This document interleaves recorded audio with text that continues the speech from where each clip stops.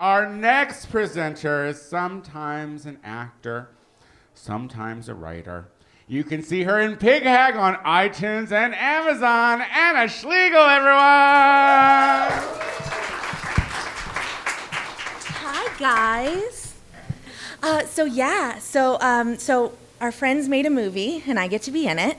And it's been sort of a surreal experience telling like my cousins and my coworkers and my husband's overly involved aunt that I'm playing the lead in a movie called Pig Hag. And I know that the title is really harsh, but it's about a 30-something woman who's looking for love and losing her mind in her 30s, and it was really the only thing that we could call it. And it totally does make sense if you watch the movie, so you should totally watch the movie. But it's sort of, because I've been saying the title aloud and, sort of like thinking about it a lot, I've been haunted, on theme because it's Halloween, I've been haunted by the question, what is a hag? Right? Because, I know I am one. I've sort of always known that I am one. But why am I one? What are the elements that make a hag? You have to have a lot of gay friends. That feels like the one universal given, right? And you have to be a woman, because I've literally never heard anyone call a man a hag. But then there's all these, negative connotations with it, too. Do you have to be unwanted? Do you have to be unattractive? What is that? And I think we've all suffered through, we've all suffered through a straight girl saying something like, I'm like a gay man stuck in a woman's body. And that is super gross and super strange, and I hate those women too, because what that woman actually means is, I love cock and working out, and I don't eat carbs, and after this tequila shot, I'll lick your butthole, Jeremy.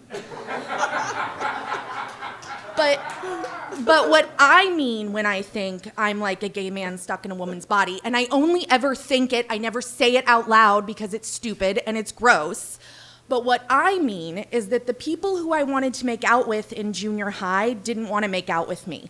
So I had to develop a sense of humor, and also I spent a lot of Saturday nights at home watching black and white movies with my mom. Because you know how Russian gymnasts are trained from birth to be gymnasts? That's how I was. Only with being a hag, because I'm obviously not a gymnast. But my mom likes to brag that I saw my first musical before I was born, and that she cried so hard during Evita that she was afraid she was going to go into early labor. Yeah. And as a fat girl who continued to love musical theater after birth, I'm really comfortable with the supporting role, which that's a really important part of being a hag too, right? You're not the star. You're loved. You're not the star. You're Barb, or you're Rhoda, or you're Chloe. So I'm not gonna lie, as we were taking Pig Hag on the festival circuit, I was totally feeling my oats with all the nice things that people were saying about the movie and my performance, and it was really exciting. But there was always this through line in the praise that was always a little bit confusing to me. They would always call it brave and fearless and stuff. And I was like, oh, cool, say more nice things, amazing. But that always did kind of confuse me. And on a certain level, I do get it, because the character I play is not particularly nice, and she's not warm. And because I play her, she is super duper fat. And I've been fat my whole life. I've always been fat. I was fat before Lizzo said that it was allowed. I know, so brave. But the thing is that I learned really early that I had to make up for my fatness in sweetness and self-deprecation, and never ever demanding, space, and really apologizing for needing it. And Sam and Colby made a fat woman their lead in their first movie. And they put a fat woman on stage, or not on stage, on screen, and let her cry about not being loved. And they put a fat woman on screen in her bra and underwear, and they never made the character or me apologize for it. And even crazier, they don't really comment on it. I'm just sort of fat on screen, like I am in real life, which is apparently a big deal, I don't know. And the other big thing is that they show how cruel people are, and how these just terrible, real, verbatim texts that our real life friends have gotten from men, and they are staggering. And, it wasn't until the movie left these safe artistic bubbles that we had first brought it into that I started to understand why people were calling what we made brave. And it is because a lot of people, particularly men, are very, very mad about this movie. And I know the first and the second rule of the internet is do not read the comments, but I am going to read you the comments right now. Oh, yeah. So Squirrel Attack Spidey says, stop smoking and drop about 150 pounds. Then you'll have a chance of meeting someone and avoiding a heart attack. Is This Love says, which is an adorable screen name, this movie for a woman that think it's okay to be land whale. Guilty. Vinith Kumar says, being fat isn't a disease, same as being an heroin addict. Sure, it can be a personal life choice, but can't blame it on the society. That guy saw the Joker. Oh, this one's my favorite. And please bear with me because this guy hates punctuation almost as much as he hates women, so I apologize if I stumble on this. But Sofa King, Wetted said, the clip of her sitting in the car park, literary, makes her massive, humongous, heavyweight hole look like the back of a truck.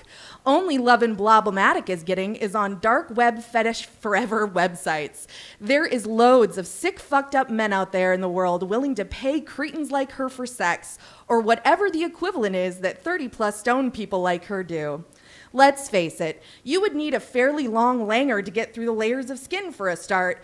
What do? Throw a bag of flour and wait to see the damp spot?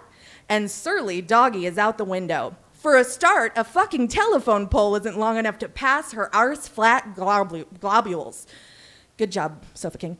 My poor old 6.5-inch Larry wouldn't make it far enough to get to the pleasure zone. But I'd still probably give it a go anyway. YOLO. Wow, that took a while. Yeah.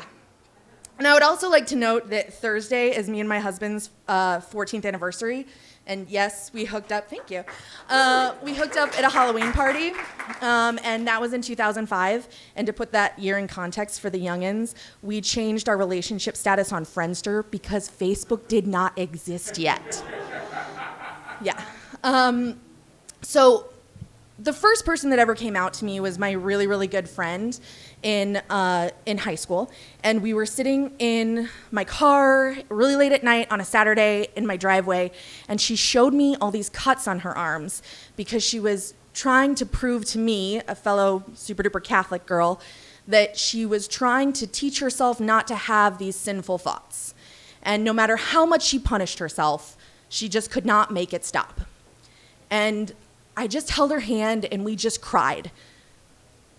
Because in rural Idaho, a year after Matthew Shepard was killed, we thought we knew the life that she would have to have, right? She was never gonna get married, she was never gonna have a family, and she was just always gonna be an outsider. And my mom called me a couple years ago to tell me that that old friend was recently on the local news. She became a psychologist. She still lives in Boise, and she runs a special mental health program for teenagers focusing on suicide prevention. And I think, honestly, that's the best part of being a hag. It is finding kinship with people who have been told all the things that we cannot be and all the things we cannot do, and living in joyful defiance of all of those lies. Thank you so much for letting me be a part of your community. And buy Pig Hag on Amazon. T Schlegel, everybody! I love her.